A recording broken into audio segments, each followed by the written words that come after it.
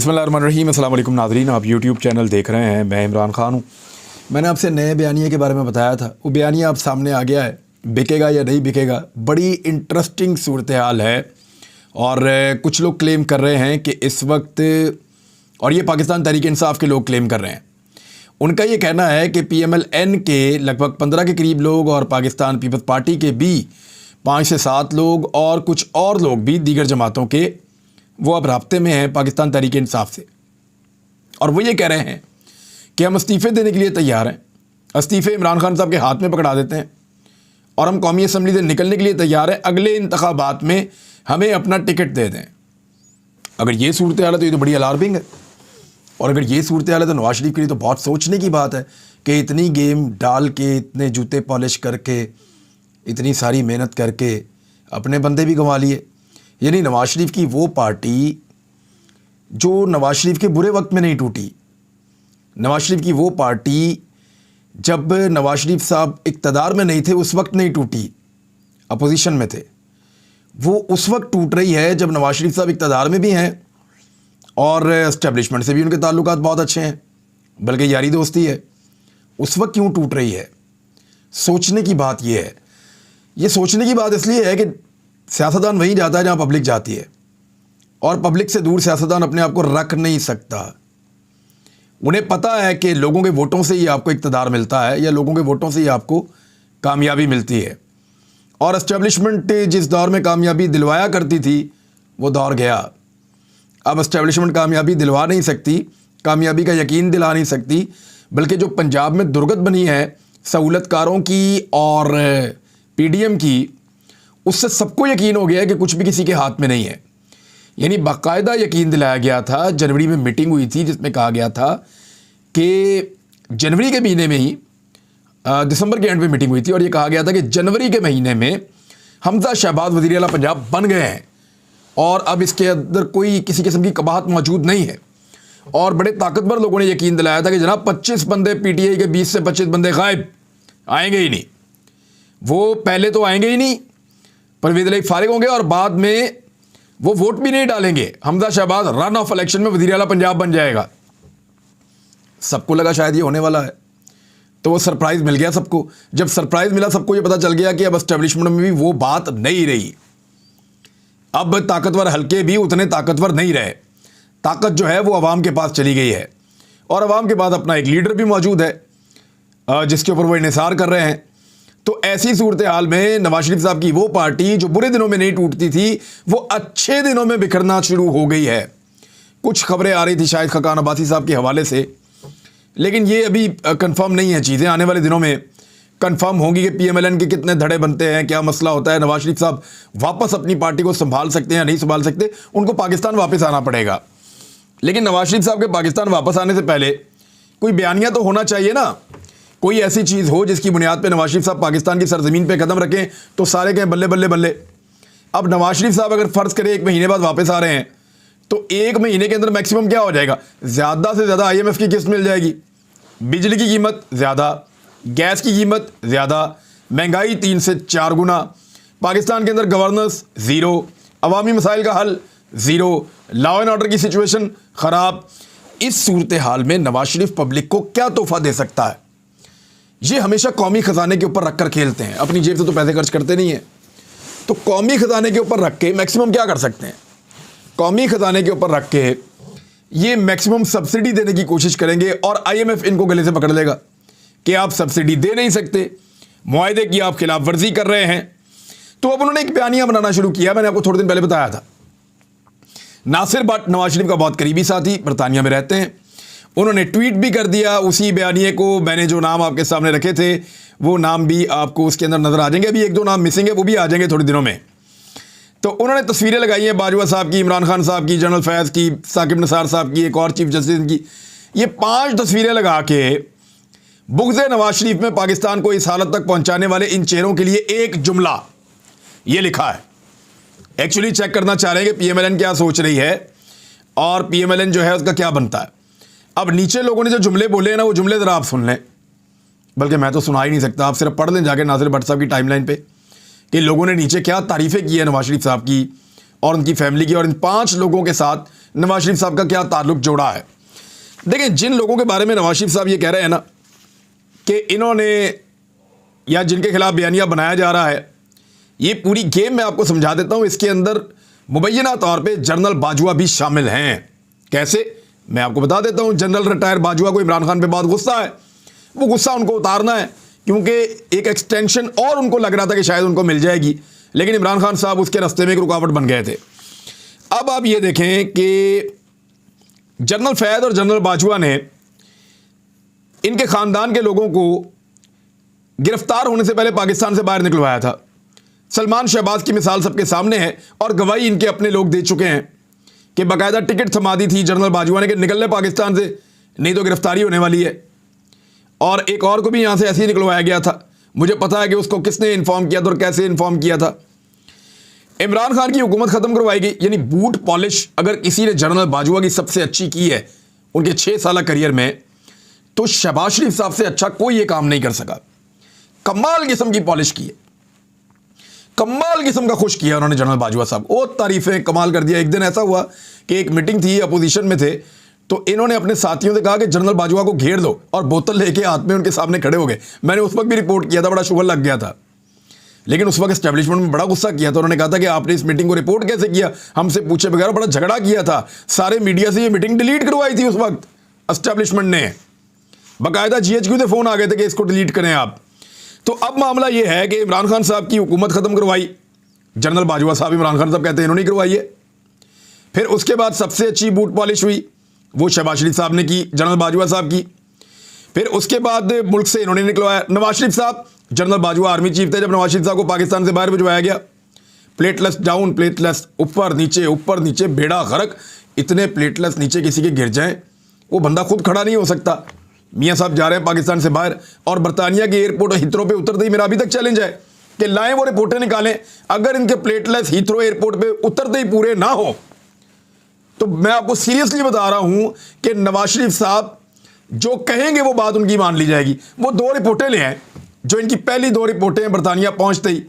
वो डॉक्टर थे जिन्होंने देखी, उन्होंने मुझे बताया, इन्होंने तो क्लासीफाई करवा दिया, रिपोर्टें छुपा ली हैं वहां पे, बताते ही नहीं है कि इनके प्लेटलेट्स वहां पहुंचते ही बिल्कुल ठीक हो गए थे। फिर उसके बाद जी NRO2 जो दिया गया, वो भी इसी एस्टेब्लिशमेंट की मेहरबानी थी, इन्हीं लोगों की मेहरबानी थी, इन्हीं के दौर के अंदर आपको मिला है नवाज शरीफ साहब को। और उसके अलावा जेल से नवाज शरीफ साहब निकल के बाहर गए, वफाक में हुकूमत बनाकर दी गई।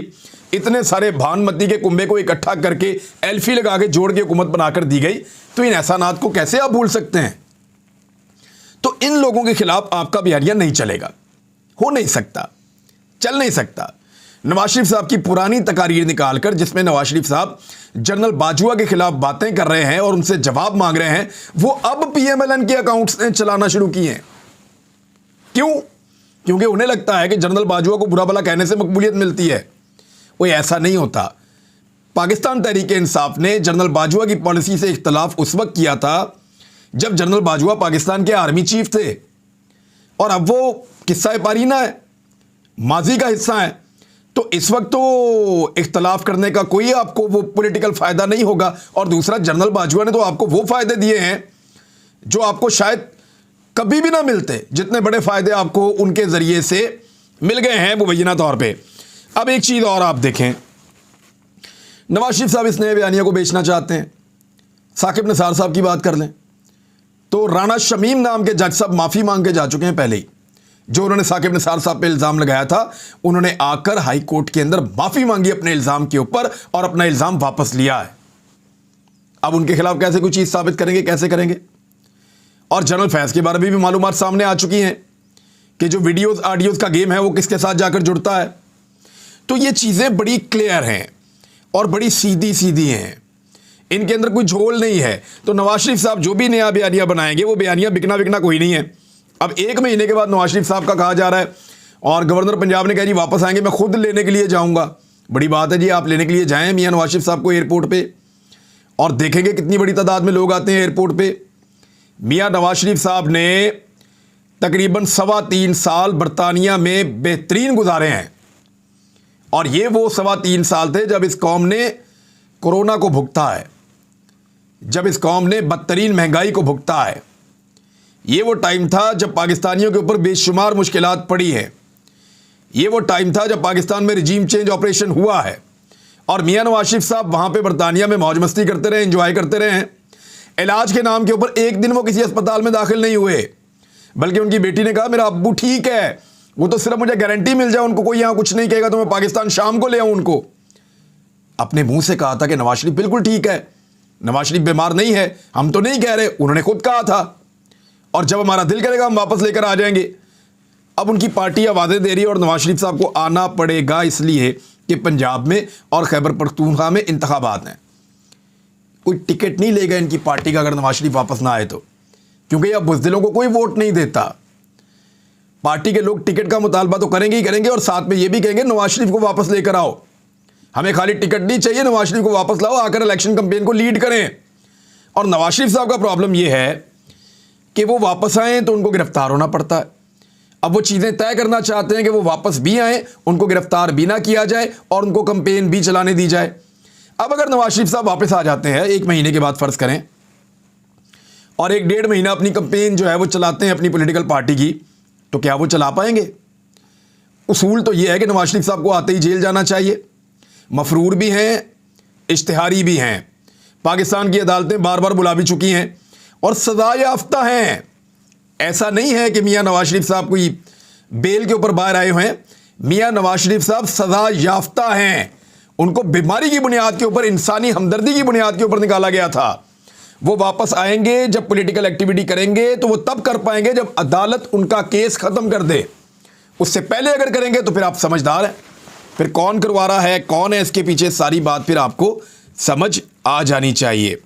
नवाज शरीफ साहब की पार्टी टूट फूट से बच जाए, उसके लिए ज़रूरी है कि नवाज शरीफ साहब पाकिस्तान वापस आएँ। नवाज शरीफ की पार्टी कुछ बेहतर परफॉर्म करे सूबाई असम्बलियों के इलेक्शन में, और अगर कौमी असम्बली के भी होते हैं उसमें भी, तो उसके लिए भी ज़रूरी है कि नवाज शरीफ साहब पाकिस्तान वापस आ जाएं। अदरवाइज़ बहुत बुरी सूरत हाल बनने वाली है, क्योंकि ताजिर भी कह रहे हैं, सनतकार भी कह रहे हैं कि पाकिस्तान की हालत बहुत बुरी है और खुदा न खास्ता हंगामा आराई भी हो सकती है। मेरी इन्फॉर्मेशन के मुताबिक जनरल कमर जावेद बाजवा साहब के ऊपर जब PMLN अटैक करेगी और एक हद से ज़्यादा अटैक करेगी, और पाकिस्तान तहरीक इंसाफ तो पहले ही उनसे खाइफ है कि उन्होंने रजीम चेंज ऑपरेशन का इल्ज़ाम उनके ऊपर लगाते हैं वो, तो उसके बाद जनरल कमर जावेद बाजवा साहब मैदान में आएंगे। वो PMLN को तो सिर्फ ये कहेंगे कि जनाब वो ये कहते हैं, वो ये कहते हैं, वो ऐसे कहते हैं, वो वैसे कहते हैं, लेकिन एक्चुअली वो इमरान खान साहब के खिलाफ भी बात करेंगे और उनके लोग आएंगे और वो इमरान खान साहब के खिलाफ खुलकर बात करेंगे और पाकिस्तान तहरीक इंसाफ के खिलाफ एक नया बयानिया बनाने की कोशिश की जाएगी। तो जनरल कमर जावेद बाजवा साहब को भी मुस्तकबिल में या उनके साथियों को इस्तेमाल किया जा सकता है।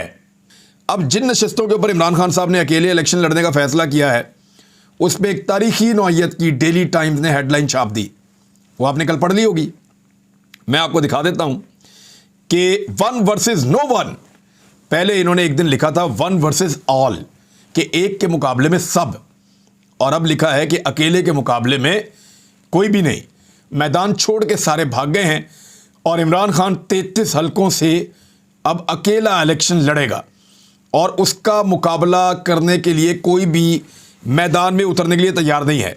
एक तो ये बात नहीं है कि इमरान खान के लिए मैदान खाली छोड़ दिया है, बात यह है कि मैदान में उतरने के लिए कोई तैयार नहीं है। कौन है जो करोड़ों रुपया ज़ाया करके इलेक्शन लड़े इमरान खान के मुकाबले में और हार जाए, और अगर समझ लें कोई 10% 15% का चांस है उसके जीतने का, 20% का, अगर वो जीत भी जाएगा तो कितने अरसे के लिए MNA बनेगा? हो सकता है 10 दिन के लिए, हो सकता है 50 दिन के लिए, हो सकता है 60-70 दिन के लिए, इससे ज़्यादा तो हो नहीं सकता। तो इतने से दिनों के लिए, 2 महीने के लिए कौन बेवकूफ़ होगा जो करोड़ों रुपया लगा के MNA बनेगा? और पॉलिटिकल बंदा तो बिल्कुल नहीं होगा, ये कुछ शौकीन किस्म के बंदे जो हैं जिनका पॉलिटिक्स से कोई ताल्लुक नहीं है, पैसा वैसा उनके पास बहुत ज़्यादा है और वो टिकटॉक स्टार टाइप के लोग हैं, वो अगर चाहते हैं कि वो इमरान खान के मुकाबले में इलेक्शन लड़के पॉपुलैरिटी गेन करें तो ये तो हो सकता है। मोहसिन नकवी के लिए बहुत ज़ोर लगाया जा रहा है, 24 चैनल के मालिक हैं, कि जनाब इनको बनाओ वज़ीर आला पंजाब और इनको बनना चाहिए वज़ीर आला पंजाब। तो उनके लिए PMLN सबसे ज़्यादा ज़ोर लगा रही है। और मोहसिन नकवी के बारे में मुझे ये पता चला है कि इनका नाम सिर्फ PDM ने नहीं दिया, कहीं और से भी प्रपोज़ हुआ है और वहाँ से भी कोशिश की जा रही है कि मोहसिन नकवी को वज़ीर आला पंजाब बनाया जाए।